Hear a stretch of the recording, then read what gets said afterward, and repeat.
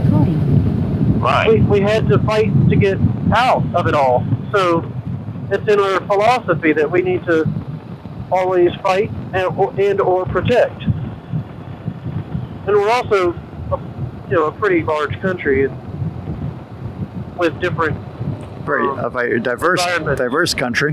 Diverse country with different environments.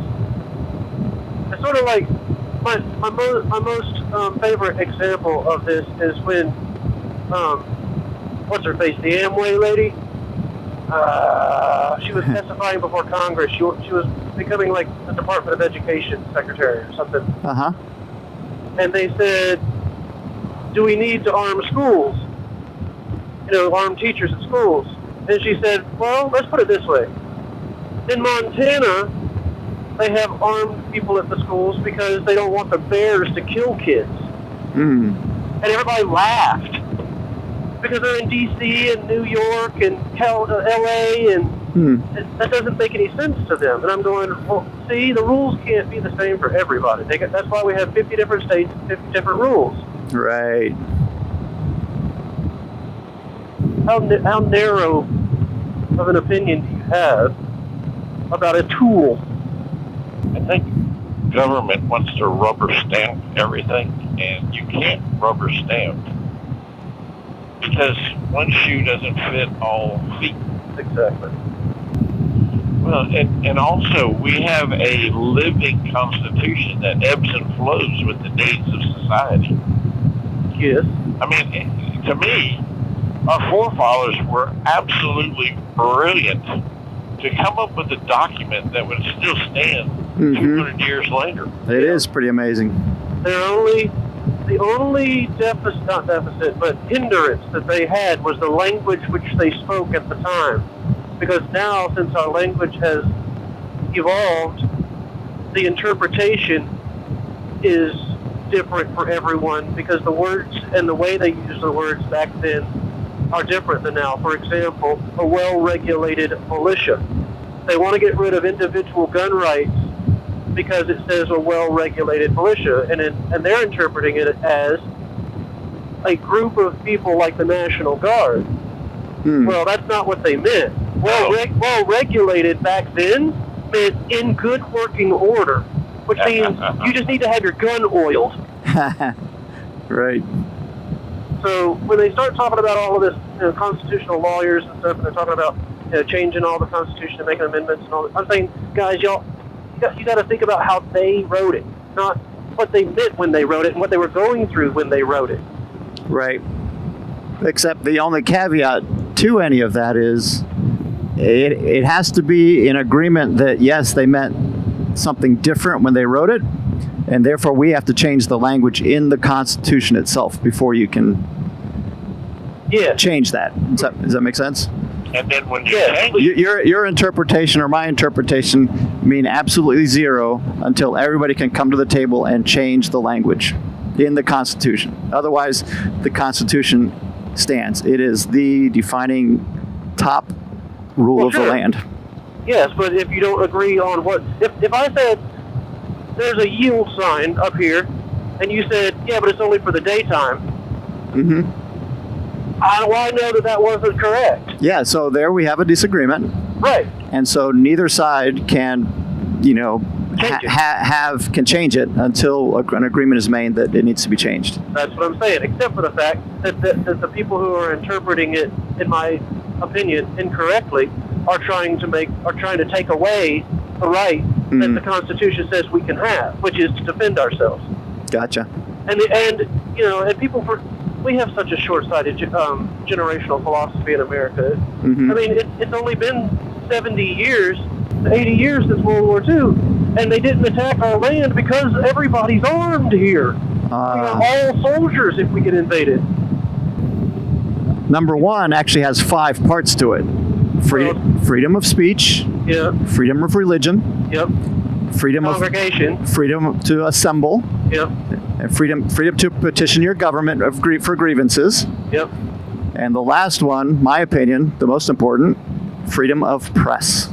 That means that any American is press, any American, and the whole purpose of it was kind of like the bearing of the arms, but in general, it was, hey, we need some sort of transparency with our government. Therefore, we need the ability for press to be able to record anything that is being taking place within our government by government officials. So that's how you interpret that, right? no, the courts have interpreted that. 100%. So we could record anything that the government does. That is correct. As long as you are standing in a publicly accessible area. Oh, well, that's okay. Well, there we go. So if you want to go into the post office and record how inefficient your post office employees are, you have the right to do that and disseminate that to others, therefore allowing others to petition the government to change or fire people who are not doing their job correctly so that the government processes can be more efficient. Same with police. There's a case called Smith versus the City of Cummings in Georgia that is upheld that every American has the opportunity to record or the right to record police during their transactions. So that's how things like Floyd, bystanders pulling out cameras are the ones that are allowing us to show which are the bad police and get them out of there. No, so the whole reason why I brought this up was the Fourth Amendment is the right to be secure in your papers, possessions, and property. And that means your identity, right? So just a side note, I thought it was kind of interesting. I go into the city waterworks in Charleston, which is a government agency. And I'm there to do a photo shoot. And they ask me for my ID to sign in. And I'm like, I just paused for a second. I'm like, okay, I'm not going to ruffle any feathers. But in theory, you are now asking for me to give up my papers in order to enter this government facility. Mm-hmm. So I was a little, And that is the exact reason why if you're just walking on the street and a police officer stops and asks you for your identity, your driver's license or whatever, and you haven't committed a crime, you have the right to say, no, I'm really sorry, but you do not have the right to identify me because I have not committed a crime. Well, there you go with the whole good citizen, be a good neighbor kind of thing. You're like, well, he's doing his job. Mm-hmm. I've not done anything wrong. I don't have a problem showing him my identity, or my ID or whatever. True. But yes, you have the right to say no. But the whole reason why this is of interest to me is being a photographer.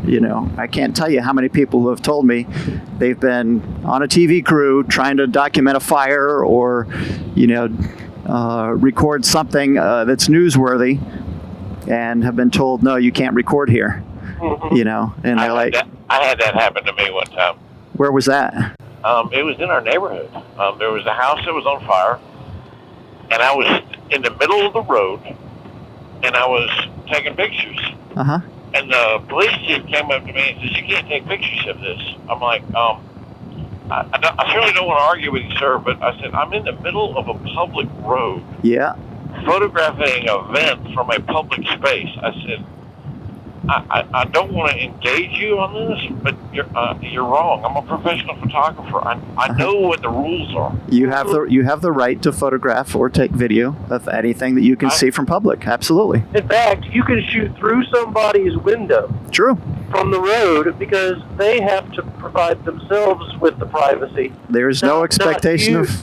Yeah. That's right. No expectation of privacy when you are in public. Unless you're photographing the Queen of England's.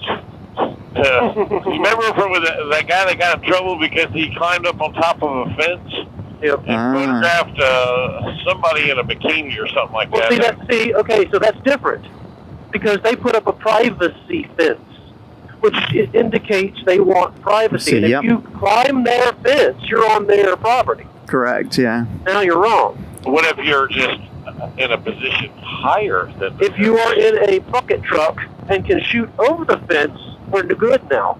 As long as your bucket truck is in public. Right, on the road. Yeah. Correct.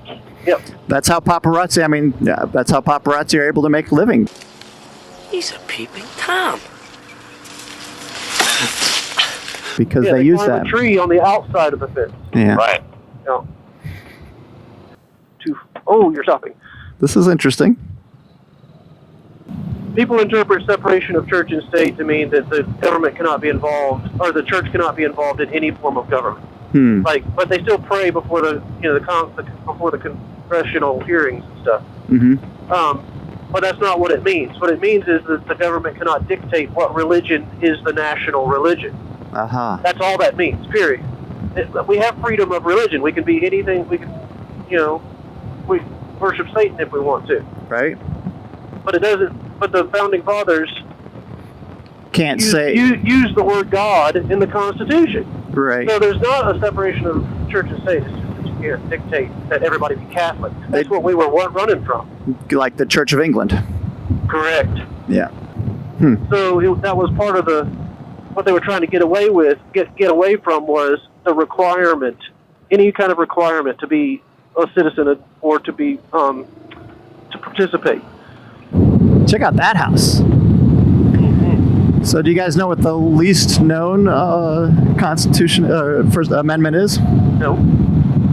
Can you tell me what the Third Amendment is? No. Everybody knows the first. Everybody knows the second. A lot of people know the fourth. The third is the right to be free from quartering of soldiers. Oh, yes, I remember that one. Yes. Kind of interesting, I think. The right to be free from quartering of soldiers. In other words, you do not have to let them stay in your place. Correct. Yeah. So back in the the French?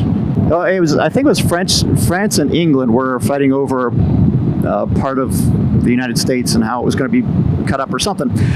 Somebody can correct us, I'm sure, but yeah, they're like, yeah, remember that little incident back then when we were part of the British? We don't want that to happen now that we're America.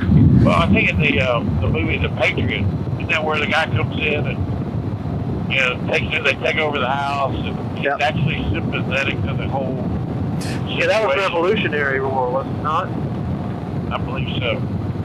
So small. So that would have been back when quartering of soldiers was perfectly legal. But anyway. Yep.